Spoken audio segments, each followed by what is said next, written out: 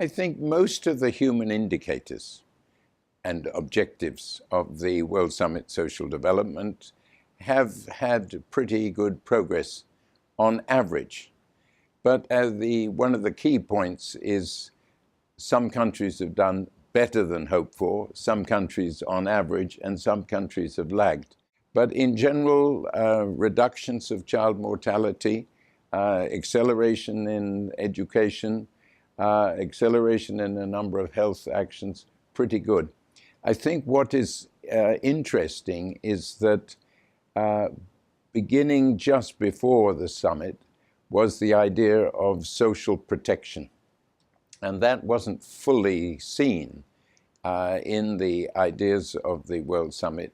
But I think that's been an important point with support of the World Bank and the IMF, as well as, of course, the UN, an important reason why poorer families have had incentives to make sure their children attend regularly clinics, incentives for primary or secondary children to stay in school as well as to enroll and so forth. So new approaches have been developed in some areas.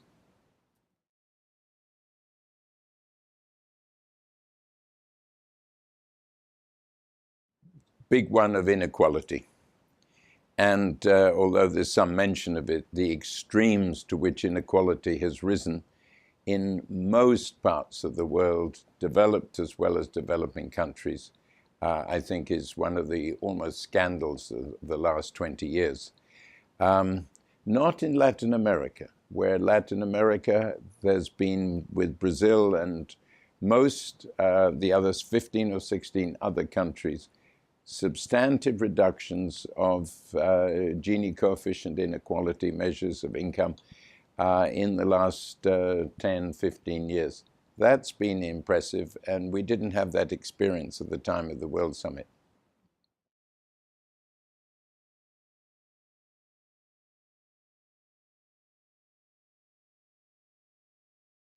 I think the MDGs was a major step forward. So in general, I'm a great supporter of the SDGs, again, for 2 or 3 particular reasons.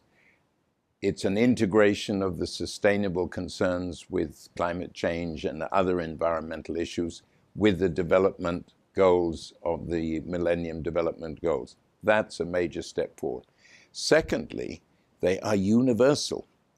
And I think we've now well past the stage of having a South with all the problems and a North with just the aid money. No, North and South now have many of these problems. So I think that's a big step forward. However, to me, it's the international dimensions of action, global governance, which is still weak. And I think, as the Stiglitz Commission of 2009 made clear, there needs to be new international approaches to governance, not just more aid and not just free trade, but what the UN has always stood for, fairer relationships between developed and developing countries, richer and poorer countries now, one should say, and more attention to the least developed countries. And again, many of the least developed countries have not been doing well, and the UN has analyzed much more clearly than the World Bank the structural characteristics of these 48 or so countries, which make it difficult for them to relate to the world economy.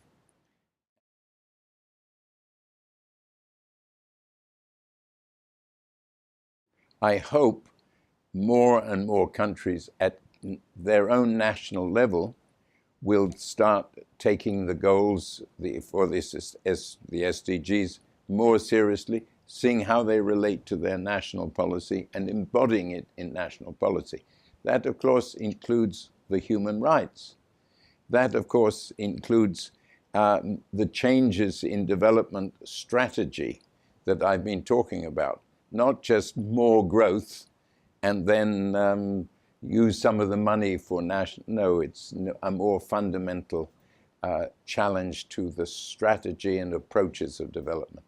I hope each regional commission will look at the issues of the SDGs, say not only what do the different countries in that region need to do, but what can we do regionally to support countries.